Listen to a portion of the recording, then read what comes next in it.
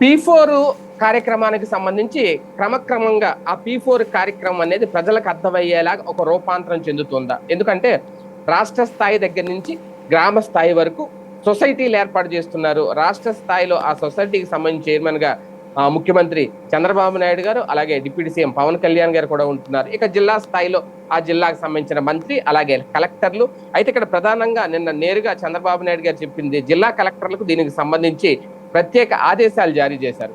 అయితే ఇందులో సచివాలయ సిబ్బందిని కూడా ఇన్వాల్వ్ చేశారు ఎక్కడికక్కడ గ్రామాల్లో. అలాగే పంచాయతీ శాఖకు సంబంధించిన సిబ్బందిని కూడా ఇందులో ఇన్వాల్వ్ చేశారు. అక్కడ వాళ్ళని చైర్మన్లుగా ఉంటారు, మంత్రులు ఉంటారు, ఎమ్మెల్యేలు ఉంటారు. ఎక్కడికక్కడ వీళ్ళు ఇప్పుడు మార్గదర్శుల్ని ఎంపిక చేయాలి. అంటే మార్గదర్శుల్ని ఆకర్షించాలి. ఒక కొత్త బాధ్యతల్ని జిల్లా కలెక్టర్ల మీద, మంత్రుల మీద పెట్టారు. ఒక టార్గెట్ కూడా ఇచ్చారు. ఆగస్టు నాటికి 5 లక్షల బంగారు కుటుంబాలను దత్తత తీసుకునేలాగా మార్గదర్శనం రెడీ చేయాలి అనేది ఒక పెద్ద బృహత్తర కార్యక్రమంగా ఇది చేపట్టబోతున్నారా? అలాగే వార్షిక నివేదిక కూడా తీసుకుంటారట. ఎప్పటికప్పుడు ఏ సంవత్సరానికి ఆ సంవత్సరానికి పురోగతి కూడా తెలుసుకుంటా ఉంటారు అనేది. ఇప్పుడు మొత్తం కలెక్టర్లు, రెవెన్యూ యంత్రాంగం, అలాగే సచివాలయ సిబ్బంది, పంచాయతీ సిబ్బంది అందరూ కూడా దీని మీద పనిచేయాలి. మంత్రులు, ఎమ్మెల్యేలు కూడా. కానీ ఓవరాల్ గా చెప్తున్నది ఏంటి? ఇటు మార్గదర్శి, ఇటు బంగారు కుటుంబం వీళ్ళిద్దరికీ మేము వాళ్ళని టైఅప్ చేసేస్తాం అంతే, మధ్యలో ఎలాంటి ఇన్వాల్వ్మెంట్ ప్రభుత్వాన్ని ఉండదు అనేది మొన్నటి వరకు చెప్తుంది. కానీ ఇప్పుడు చూస్తే మొత్తం అన్ని శాఖల్ని అందరినీ కూడా ఇన్వాల్వ్ చేస్తున్నారు. ఏంటి ఈ P4 కార్యక్రమానికి సంబంధించి ఇంకా భవిష్యత్తులో ఆంధ్రప్రదేశ్ లో ఇదే ఒక అతిపెద్ద బృహత్తర కార్యక్రమంగా మారబోతుందా? ఇదే అంశానికి సంబంధించి చర్చించే ప్రయత్నం చేద్దాం. సార్, వాస్తవానికి అంటే కొత్త రూపం దాల్చుతుందా? P4 రూపాంతరం చెందుతుందా?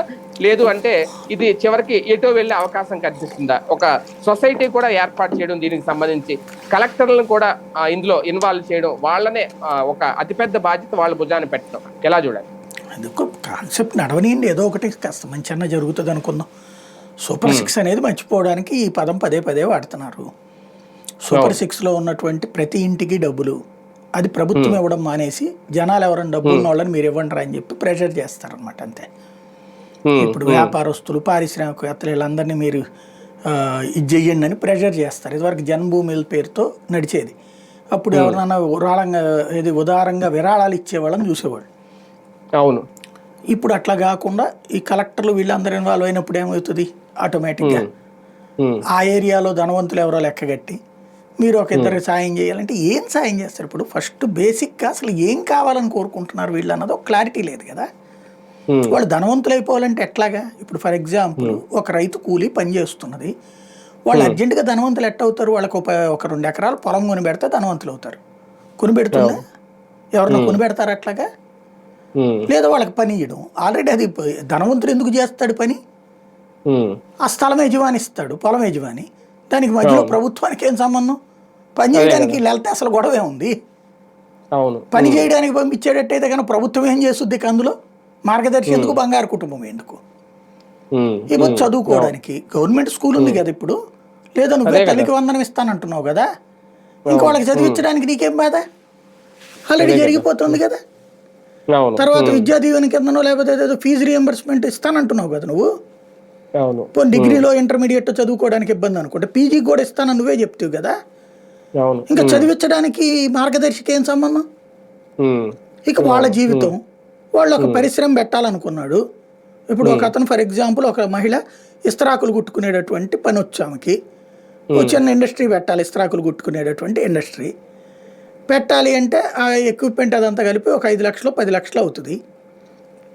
దాన్ని మార్గదర్శి ద్వారా ఇప్పిస్తావు నువ్వు. ఈ మార్గదర్శి అని రామోజీరావు గారి సంస్థకి అడ్వర్టైజ్మెంట్ లాగా ఉంది. అది అంత మించి ఏం లేదు. ఫ్రీగా ఇస్తారా? లేదు. ముందు వాళ్ళు పెట్టుబడి పెట్టి ఆ తర్వాత వాళ్ళకి రికవరీ అన్నారనుకో, అదేమవుతుంది?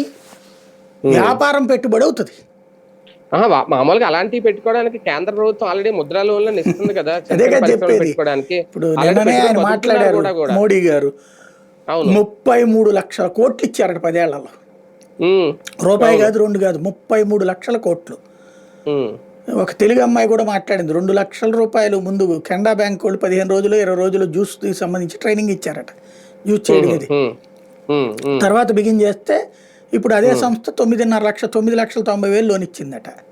15 మంది మనుషులు పెట్టుకుని పని చేయిస్తుందట. అవును అవును అట్లాంటి కుప్పలు దెప్పలు ఉన్నాయి మన దగ్గర. అదే కదా. ఇప్పుడు అసలు ఏం చేపిస్తారనేది అర్థం కావాలి కదా. ఇప్పుడు ఒక ఉమ్, కూరగాయల బండి నడుపుతున్నారండి, లేకపోతే ఇంట్లో కూరగాయలు అమ్ముకుంటున్నారండి, లేదా సోడా బండి నడుపుకుంటున్నారండి, పూలు అమ్ముకుంటున్నారండి, లేదా టీ స్టాల్ నడుపుకుంటున్నారండి. ఇట్లా చేసుకుంటున్న వాళ్ళకి వీళ్ళు ఏం చేస్తారు? వాళ్ళు ధనవంతులు అవడానికి అదే కదా. ఏంటి అసలు వీళ్ళు చెయ్యాలనుకుంటుంది ఏంటి? అదేందో తెలియట్లేదు. ఏదో గుడ్డెది చేలో పడ్డట్టు వాళ్ళ డబ్బులు వాళ్ళు చూస్తారు, వీళ్ళు చూస్తారు. మీరు అందరు నమ్మండిరా బాబు, చప్పట్లు కొట్టండిరా అంటున్నట్టుంది ఇక్కడ. అదేదో జబర్దస్త్లో గెటప్ సీన్ డైలాగ్ వాడుతుంటారు, నమ్మండిరా బాబు నమ్మండి అని చెప్పేసి. బిల్డప్ బాబాయ్ వెళ్ళబ్ బాబాయ్ అట్టుంది. ఇప్పుడు అంతకు మించేం లేదు అందులో. కాకపోతే అంటే ఇందులో అధికారులు కూడా ఇన్వాల్వ్ చేశాడు ముందు. అంటే ఎమ్మెల్యేలకి మంత్రులకి చెప్తే ఓకే, కలెక్టర్లని ఇప్పుడు ఏదో జిల్లా స్థాయి సొసైటీలు అంట, మండల స్థాయి గ్రామ స్థాయి సొసైటీలు పెట్టేసి పంచాయతీ సిబ్బంది వరకు సచివాలయ సిబ్బందిని కూడా ఇందులో ఇన్వాల్వ్ చేస్తున్నారు. అంటే వీళ్ళకి ఇంకా ఎప్పుడు మార్గదర్శి ఎవరెవరో డబ్బు ఉన్న వాళ్ళు ఎవరినో చూడడం, వాళ్ళని తీసుకురావడం, దీనికి సంబంధించి ఒక వెబ్సైట్ కూడా పెట్టారట. అందులో వాళ్ళందరి పేర్లు మళ్ళీ ఇందులో ట్రాన్స్పరెన్సీ కూడా చెప్తున్నది. అంటే వినడానికి అన్ని బాగానే ఉన్నాయి, మీరు అన్నట్టు అసలు ఏం జరుగుతుంది అనేది తెలియదు. కాకపోతే అధికారులను కూడా డిస్టర్బ్ చేయడమా, లేదంటే వాళ్ళకు కూడా ఇది ఒక బాధ్యతగా రెస్పాన్సిబిలిటీగా ఫీల్ అవ్వమనా? ఏదో జరుగుతోందని ప్రజలకు భ్రమ కల్పించడం అంతకు మించి ఏం లేదు. నేను చెప్పే పాయింట్ ఏంటంటే, ఇప్పుడు సూపర్ 6 నువ్వు చెప్తా, ఇంకా మార్గదర్శి ఏం చెయ్యాలి అని అడుగుతున్నా నేను. అదే కదా. అదేంటో తేలకుండా నువ్వు మొన్న ఇనాగరేట్ చేసావు. ఎవడైనా సరే ఒక ఇనాగరేషన్కి ఒక ప్లానింగ్ ఉండాలి కదా. అవును. ఇనాగరేషన్ అయిపోయాక మళ్ళీ ఆగస్టు నాటికి ఇట్లా సిద్ధం కావాలి, ఎందుకు నాకు అర్థం కాలే. అంటే చెల్లి పెళ్లి మళ్ళీ చెయ్యాలన్నట్టు ఆగస్టు నాటికి 5 లక్షల మంది బంగారు. అదే అనేది అది ఎంతో ముందే చెప్పారు కదా ఆల్రెడీ, జిల్లాకు 2 లక్షలు అని చెప్పేసి. మళ్ళీ ఇప్పుడు 5 లక్షలు ఏంది? అసలు ముందు అసలు ఏం కావాలి నీకు? నువ్వేం చేపిద్దాం అనుకుంటున్నావు? పేదలకు ఇల్లు కట్టిద్దాం అనుకుంటున్నావా? అట్లయితే కనుక ప్రభుత్వం ఆ ఇళ్ల పథకం నుంచి పక్కకి వెళ్ళిపోతుందా? లేదా పేదలకు వ్యాపారాలు పెట్టిద్దాం అనుకుంటున్నావా? అంటే ముద్ర లాంటి రుణాల నుంచి పక్కకి తప్పిద్దాం అనుకుంటున్నావా? లేదు వాళ్ళకి డబ్బులు ఇవ్వమంటావా? డబ్బులు ఇవ్వాలంటే దాత ఎట్లా అవుతావు? దాత ప్లస్ వాళ్ళిద్దరి మధ్య సంబంధంగా మధ్యలో నువ్వెవరివి? అంటే సార్ ఒకటి సార్ చిన్నది నాకు అర్థమైంది ఏంటంటే, మొన్న జరిగిన దాన్ని బట్టి బాబు గారు ఆ రోజు బట్టి ఈ మార్గదర్శులు ఎవరైతే ఉంటారో వాళ్ళు కొన్ని కుటుంబాలను దత్తత చేసుకుని వాళ్ళ ఇంట్లో పిల్లలు చదువుకోవాలనుకుంటే వాళ్ళకి చదువులకు సంబంధించి, వాళ్ళ కుటుంబానికి సంబంధించి, లేదంటే వాళ్ళ పెళ్లిళ్ళకి సంబంధించి, వాళ్ళ ఆరోగ్యాలకు సంబంధించి వీళ్ళన్నీ చూసుకోవాలి. ఇది ఇలాగ ఎన్ని కుటుంబాలని ఎంత మార్గదర్శులు దత్తత తీసుకుంటారు అనేది 5 లక్షల మంది వరకు రేపొద్దున బంగారు కుటుంబాలుగా తయారు చేయాలి ఆగస్టు వరకు అనేది వీళ్ళు పెట్టుకున్న టార్గెట్. అయితే అది ఎన్ని రోజులు, ఎంతమంది అలా ముందుకు వస్తారు, ఎన్ని రోజులు చేస్తారు అనేది ఇక్కడ నాకు డౌట్. అది అసలు అది కాదు. ఈ 3 పని ఎవరిది? పని ఎవరిది? మరి ప్రభుత్వానికి సంబంధించిన స్కూల్ మూసేస్తారా? సంక్షేమం ప్రభుత్వం ఇచ్చే అమ్మఒడి, తల్లికి వందనం ఇవి తీసేస్తారా? ఏమో అంటే ఇట్లాగా మార్గదర్శులుగా దాన్ని ఏమంటారు, బంగారు కుటుంబంగా డిసైడ్ చేసిన వాళ్ళందరికీ ఈ పథకాలన్నీ ఆపేస్తారా ఏంటి? నీకు అందులో ఉన్నావు కదా అనేసి. అట్లాంటి నాటకం ఏదన్నా అయ్యి ఉండాలి. అంటే ఈ బంగారు కుటుంబం కింద సెలెక్ట్ అయిన వాళ్ళకి తల్లికి వందనం అక్కర్లేదు, ఎందుకంటే వాళ్ళు డబ్బులు ఇస్తారు. మీకు ఇల్లు అక్కర్లేదు, ఎందుకంటే వాళ్ళు డబ్బులు ఇస్తారు.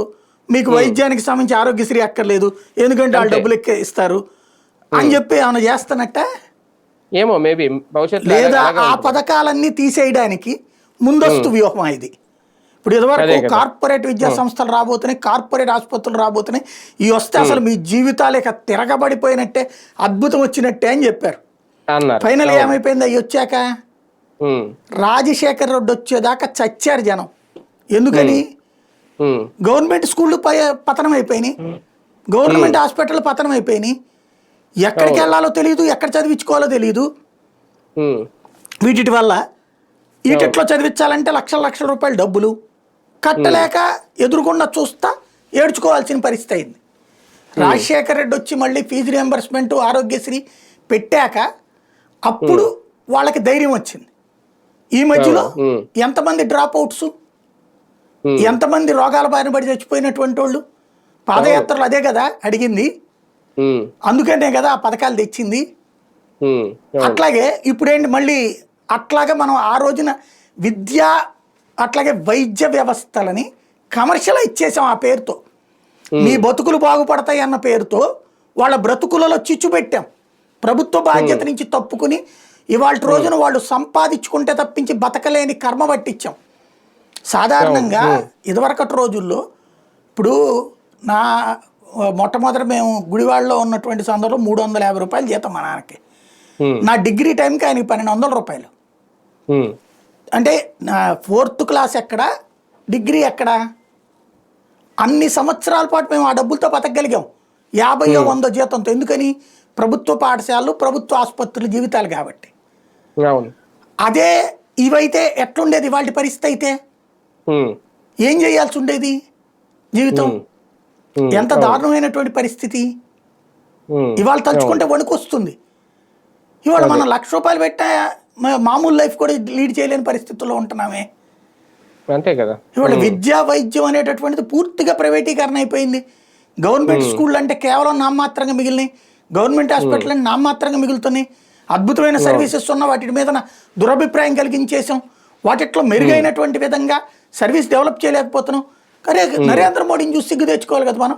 రైల్వేలు ఇదివరకు ఎంత దరిద్రంగా ఉండే, వెళ్తే టాయిలెట్లు అంతా మన కాళ్ళ కింద నుంచి టాయిలెట్ పోతా ఉంటుంది, కంపు కొట్టేయి, కూర్చోవడానికి ఉండేది కాదు. కానీ మోడీ వచ్చాక ఏం చేశాడు? ఎప్పటికప్పుడు శానిటేషన్ క్లియరెన్స్, అట్లాగే రైలు విధానం మార్చుకొచ్చాడా? కోట్ల మందితో ముడిపడి ఉన్న అంశం.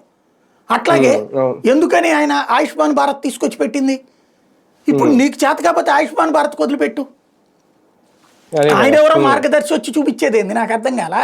ఆయన ఇప్పటికే వస్తున్నట్టుగా ఆయుష్మాన్ భారత్ ఆరోగ్యశ్రీ ఉండే, ఆయుష్మాన్ భారత్ ఉండే, పోనీ నువ్వేదో ఇన్సూరెన్స్ అంటివి ఇవన్నీ ఉండగా మళ్ళీ ఆ మార్గదర్శి వచ్చి వాళ్ళకి ట్రీట్మెంట్ ఇప్పించడం ఏంది? నాకు అర్థం కావట్లా. తల్లికి వందనమో, విద్యా దీవెనో, లేకపోతే ఏదేదో పేరుతో ఫీజు రియంబర్స్మెంట్ ఉన్నాయంటే మళ్ళీ ఆయన వచ్చి చూసేది ఏంది?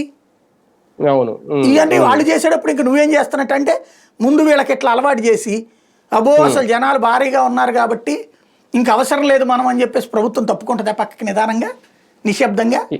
అదే కదా. పీపీపీ పద్ధతిలో ఇప్పుడు హాస్పిటల్ పెట్టి, లేకపోతే పీపీపీ పద్ధతిలో కనీసం నాకు అక్కడే ఆశ్చర్యం వేసింది ఏంటంటే, ఒక కార్పొరేట్ సంస్థకి ఇచ్చేటప్పుడు కామన్ సెన్స్ ఉండాలి. మీకు సెంట్రల్ గవర్నమెంట్ సిస్టంలో ఎట్లా ఉంటుందంటే, మీకు భారీ ప్రయోజనం చేకూర్చినప్పుడు 20% ఉచితంగా సర్వీస్ చేయాలి. 20% ఉచితంగా సర్వీస్ చేయాలి. ఇదివరకు కార్పొరేట్ వైద్య విధానంలో అది పాలసీ. ఇప్పుడేంటి, కార్పొరేట్ హాస్పిటల్ పెట్టచ్చట, వాళ్ళకి భూమి ప్రభుత్వం ఇస్తుందట, పేషెంట్లను వీళ్ళు ఇస్తారట. అంతేగాని నీకెంత స్థలం ఇస్తున్నాను, ఇప్పుడు లూలువాడు ఉన్నాడండి, వాడికి భూమి ఇచ్చేస్తారు చీఫ్గా, వాడు అద్దె కడతాడట, ఏడాదికి ఎంతని. అద్దె కట్టేది ఏందండి? అది 99 ఏళ్ల లీజ్ అట ఆడికి, ఏడాదిగా 99 ఏళ్ల లీజ్ అట. అంటే అప్పనంగాడి చేతికి ఇచ్చేస్తున్నాం అంతే ఆ భూమి అంతా. అట్లాగే ఇప్పుడు మరి ఆ లెక్కనైతే లూలు వాడేం పుణ్యం చేశాడు, రిలయన్స్ వాడేం పాపం చేశాడు, డిమార్ట్ వాడేం పాపం చేశాడు, ఉషోదయ వాడేం పాపం చేశాడు. వీళ్ళందరూ ఉన్నాయిగా షాపింగ్ మాల్స్, వాళ్ళందరూ కూడా ఇవ్వు నువ్వు భూములు, వాళ్ళు కూడా చేస్తారు, అద్దెలు కడతారు నీకు. వాళ్ళందరూ భూములు కొనుక్కోవడం, లీజులు కొట్టుకోవడం ఎందుకు ఆ కర్మ? వాళ్ళేం పాపం చేశారు, వీడేం పుణ్యం చేశాడు. వీడు ఇంకా మతపరంగా ఉంటాడు, ఇటు దాంట్లో ఓన్లీ ముస్లింలు తప్పించి ఎవరిని స్టాఫ్గా పెట్టుకోడు వీడు. అవును అవును. మరి అట్టగా ఎలా చేస్తున్నావు నువ్వు? అదే కదా, సెక్యులరిస్టిక్ కాన్సెప్ట్ అని చెప్తూ. అవును. అట్లాగే ఇది అంతే, హాస్పిటల్కి సంబంధించి నువ్వు ఇవ్వాలనుకున్నప్పుడు వాళ్ళకి జవాబుదారీతనం పెట్టాలా. అసలు అది లేదు, ఇది లేదు. ఏంటంటే ఇవన్నీ ఏదో అద్భుతమైనటువంటిది మాటలతో, నోటితో, చర్చలతో చెప్తున్నారు. కానీ ఇవన్నీ ఎట్లాంటి పరిణామాలు? ప్రజలకి సంబంధించి ఏ స్పష్టత లేదు. P4 పేదోడు బాగుపడిపోతాడు, పేదోడిని ఎలా బాగు చేస్తావు? నేను అడుగుతున్నాను, ఇప్పటికి కూడా అదే అడుగుతున్నా. అంటే ఈ షాపులు పెట్టుకోవడానికి ఇస్తాం, లేకపోతే ఇది పెట్టుకోవడానికి ఇస్తాం, ఉచితంగా ఇస్తాం, ఇదేమన్నా ఉందా? లేదా డబ్బులు వడ్డీ లేకుండా ఇస్తాం, ఇదేమన్నా ఉందా? అదే ఇంకా అవన్నీ పక్కకి వెళ్ళిపోతాయి అనేది నా డౌట్. ఇప్పుడు మరి ఇంకేం చేయాలి దానికి? ఏం చెప్పాలి? రుణాలు ఇవ్వడాలు, జన్మభూమి పేరుతో ఆ రోజున ప్రభుత్వం బాధ్యతల నుంచి తప్పుకుంది. స్కూళ్ళని డెవలప్ చేసే బాధ్యత, హాస్పిటల్ డెవలప్ చేసే బాధ్యత అదే కదా. కాబట్టి ప్రభుత్వం తన బాధ్యత నుంచి తప్పుకోవడానికి ఒక అందమైనటువంటి వల పన్నుతోంది అంతే. అంటే పీపీపీ పేరుతో డెవలప్మెంట్ లోని ఇన్వాల్వ్మెంట్ పీపీపీ, అలాగే సంక్షేమంలో P4. ఇంకా అంటే ఇదేనా ఇంకా భవిష్యత్తులో? అంటే సంపద సృష్టి లేకుండా సంక్షేమం, డెవలప్మెంట్ జరగడానికి ఇవేమన్నా ఒక కొత్త మార్గాలుగా బాబు గారు ఎంచుకుంటున్నారు. ఇదే సంపద సృష్టి ఏమో, వాటి నుంచి తప్పుకుంటే ఆ డబ్బులని మిగులుతాయి కదా. ఇప్పుడు ఫస్ట్ ఏడాది దాదాపుగా 60,000 కోట్లు మిగిలినాయి. ఎందుకు? నువ్వు ఏ సంక్షేమం ఇవ్వకపోవడం వల్ల. సరే, వాళ్ళు ఇచ్చిన పెన్షన్ వదిలేసేయి, కానీ ఎన్ని డబ్బులు 60,000 కోట్లని వీళ్ళే చెప్పారు కదా. 45,000 కోట్ల నుంచి 60,000 కోట్లు అవి మిగిలిపోయినాయి కదా. ఇప్పుడు రాబోయే ఏళ్లలో కూడా ఈ నవరత్నాలు ఇవ్వరు కదా. ఇప్పుడు ఈ తల్లికి వందనంకి దీనికి ఎంత ఉంటది, రైతులకు కలిపేసేసి ఒక 10,000 కోట్లు ఏమో ఉంటాయి రెండు కలిపి. అంటే అక్కడ మళ్ళీ 50,000 కోట్లు మిగులుతున్నాయిగా. ఇట్లా మాట్లాడుకుంటూ వస్తే 5 ఏళ్ళు 2,70,000 కోట్లు ఏమో జగన్ ఇచ్చాడు. ఇదంతా మిగిల్చుకోవడమే, అదే సంపద సృష్టి అంటారేమో రేపు పొద్దున. అంతే కదా. అంటే ప్రజలతోనే పెట్టుబడి పెట్టించడం. పెట్టుబడి పెట్టరండి బాబు. పెట్టరా? ఎట్టా పెడతారు, ఏం పెడతారు నేను అడుగుతుంది అదే. దత్తత తీసుకున్న దానికి ఏం చేస్తారు? వాళ్ళ మెడికల్ అంటే మరి ప్రభుత్వ మెడికల్ ఉందా? వాళ్ళ ఎడ్యుకేషన్ అంటే మరి ప్రభుత్వ ఎడ్యుకేషన్ ఏంది? మరి అప్పుడు వాళ్ళు పెడుతున్నారంటే వీళ్ళు తప్పుకుంటున్నట్ట. అదే కదా. అంతే. అలా పైగా మార్గదర్శకులు పెట్టడం వల్ల ఉపయోగం ఏంటి అనేది కూడా సార్. అంటే ఇప్పుడు ఒకటి మామూలుగా ఇంతకుముందు జన్మభూమి అయినా చాలా మంది డబ్బున్న వాళ్ళు ఏం చేస్తారు, డొనేషన్స్ ఇస్తుంటారు సార్. ఇప్పుడు తిరుపతికి కానీ లేదంటే ఎక్కడైనా డొనేషన్ ఇస్తే అందులో వాళ్ళకి AITCO ఇలా ఉంటాయి, ట్యాక్స్కి సంబంధించి కొన్ని ఫెసిలిటీస్ ఉంటాయి. కానీ ఈ మార్గదర్శిలో ఏం చూసి వాళ్ళు ముందుకు వస్తారు? ఓన్లీ మానవత్వం, దాతృత్వం ఈ పదాలు చూసే ఇవి ఉన్న వాళ్ళే రావాలా? ఇప్పుడు వస్తారా? సొసైటీని మనం క్లియర్గా అర్థం చేసుకోవాలండి. నాకు తెలిసి ఇప్పటికీ ధనవంతులు మీరు చెప్పినట్టు అట్లాంటి చోట్లకు డొనేషన్స్ ఇవ్వచ్చు, కానీ మధ్యతరగతి ఓ స్కూల్ పిల్లకి ఫీజు లేకపోతే కట్టడము, లేకపోతే మెడికల్ ఫీజు పుస్తకాలు కొనిపెట్టడము, ఇట్లాంటివి చేసేవాళ్ళు బోల్డ్ అంతమంది ఉన్నారు. అవును. ఇప్పుడు నేను ప్రతి ఏడాది కూడా ఒక 10% అట్లాంటి వాటికి స్పెండ్ చేస్తూ ఉండేవాడిని, చేస్తుంటా నేను. అయితే అది నిజమైన వాళ్ళకి, ఊరికినే ఏదో షో కోసం చెయ్యను. నిజమైనటువంటి ఒక కుటుంబంలో తల్లిదండ్రి చనిపోయారు, ఆ మధ్యన 2 పిల్లలు ఎవరు, వాళ్ళకి సంబంధించి చదువుకోవటానికి పుస్తకాలు లేవు, వాళ్ళకి ఫీజుకి లేదు, అది ఇష్టంలో తృప్తి ఉంటుంది. వాళ్ళకి కావాలని నెలకింతని ఖర్చు పెట్టినా కూడా తప్పులేదు. అట్లా నిజమైన నీడు. అంతేగాని తల్లిదండ్రి ఉండి వాళ్ళు సంపాదిస్తూ ఏదో బయట ఎవడో డొనేట్ చేస్తే తీసుకునేటటువంటి కాన్సెప్ట్ నేను యాక్సెప్ట్ చేయను. ఇంకొకళ్ళు ఇవ్వచ్చు అట్లాగా, తక్కువ సంపాదిస్తున్నారు. నా కాన్సెప్ట్ ఒక రకం ఉంటుంది, ఇంకొకళ్ళ కాన్సెప్ట్. మధ్య తరగతిలోనే చాలా మంది చేస్తున్నారు ఇట్లాంటి. అనాథాశ్రమాలకు ఇచ్చేవాళ్ళు బోల్డ్ అంతమంది ఉన్నారు. సొసైటీలో కామన్ గా నడుస్తుంది. కాకపోతే దానికి ప్రభుత్వం బాధ్యత ఏంటంటున్నా నేను. అంటే వాళ్ళని మార్గదర్శనం రేపు పొద్దున ఎప్పుడో పిలిచి చంద్రబాబు గారి చేతుల మీదుగా సన్మానం చేస్తారు ఏడాదికి ఒకసారేమో, లేదా మంత్రుల చేతుల మీదుగా ఏ జిల్లాకి ఆ జిల్లా చేయమంటారేమో. దానికోసం వీళ్ళు ఖర్చు పెట్టుకోవాలన్నమాట. ఏం ఒరుగుతుంది? అదే కదా. ఇప్పుడు ప్రభుత్వంతో సంబంధం లేకుండా నేనే ఇచ్చాను అనుకోండి, నా పేరు చెప్పుకుంటారు. మధ్యలో త్రూ ప్రభుత్వం ద్వారా అయితే ఉంటది, లేదా ధనవంతుల మీద ఇప్పుడు ఒత్తిడి తెస్తారేమో ఈ అధికారుల ద్వారా. ఏమైనా దగ్గర 10 కోట్లు 20 కోట్లు ఉంది, నువ్వు గనక 4 ఎంచుకోకపోతే గనక మేము పంపిస్తాం 10 మందికి, వాళ్ళకి సంబంధించి అయ్యే ఖర్చులు పెట్టుకో. సరే, అంత వాళ్ళు అడిగిందంతా చేయక్కర్లేదు, కనీసం 10,000 25,000 ఇయ్యి, అట్ట ఇస్తే కనుక నీకు మార్గదర్శి కింద ఉంటావు, లేకపోతే కనుక గవర్నమెంట్ నిన్ను ఇబ్బంది పెడుతుంది అని చెప్తారేమో, మేము ఊరుకో అంటారేమో. అప్పుడు అది దందా అవుతుంది. అప్పుడు వాళ్ళకి చిరాకేస్తుంది. ఇప్పటికే ప్రతి దానికి దాన్ని ఏమంటారు, విరాళం విరాళం విరాళం, ఈ అడుక్కోవడాలు ఏందో నాకు అర్థం కాల. అదే పైగా మళ్ళీ దీనికి 0 పావర్టీ లక్ష్యం అనేది అదే అనేది కాస్త ఏమన్నా అంటే ఇవన్నీ మనకేంటంటే సాధారణంగా స్వచ్ఛంద సంస్థలు మాట్లాడే ఉపన్యాసాలు అవన్నీ. స్వచ్ఛంద సంస్థలు మాట్లాడే మాటలు ప్రభుత్వాలు మాట్లాడుతుంటే తమ బాధ్యతలు వదిలేసి ఆడుతున్నటువంటి మాటల జూదంలాగా కనబడుతుంది ఇది. అది ఫైనల్ గా మరి ఎంతవరకు తీసుకెళ్తారో, ఎంతవరకు ఉపయోగపడద్దో చూడాలి. రైట్, చూద్దాం. మొత్తానికి ఈ P4 కార్యక్రమాన్ని పటిష్టంగా అమలు చేయాలనే ఉద్దేశంతో రోజుకొక కొత్త రూపం అయితే చెందుతోంది. ఆగస్టుకి ఒక లక్ష్యం పెట్టుకున్నారు, 5 లక్షల మంది బంగారు కుటుంబాలను తయారు చేయాలి అనేది. అంతేకాదు మార్గదర్శుల్ని ఎంపిక చేసే బాధ్యత, గుర్తించే బాధ్యత కూడా కలెక్టర్లకే, మంత్రులకి పెట్టారు. ఇదే ఇందులో రేజ్ అవుతున్న డౌట్స్. సంక్షేమం అనేది పూర్తిగా ప్రభుత్వం ఇచ్చేది పక్కకి వెళ్ళిపోద్దా, మొత్తం 0 పావర్టీకి అందరినీ తీసుకెళ్లిపోతే రేపొద్దున ఇంకా సంక్షేమం అవసరం ఏముంది అనే కాన్సెప్ట్ ఏమన్నా తీసుకురావాలనుకుంటున్నారా? తమ మీద ఖర్చు తగ్గించుకునే ప్రయత్నమా, ప్రజల చేతే ఖర్చు పెట్టించి ప్రజల్ని బాగు చేసే ఆలోచన ఏమన్నా ఈ P4 లో భాగంగా చేస్తున్నారా బాబు గారు? అది ఎంతవరకు సక్సెస్ అవుద్ది? ఇవన్నీ వేచి చూడాల్సిన అంశాలు.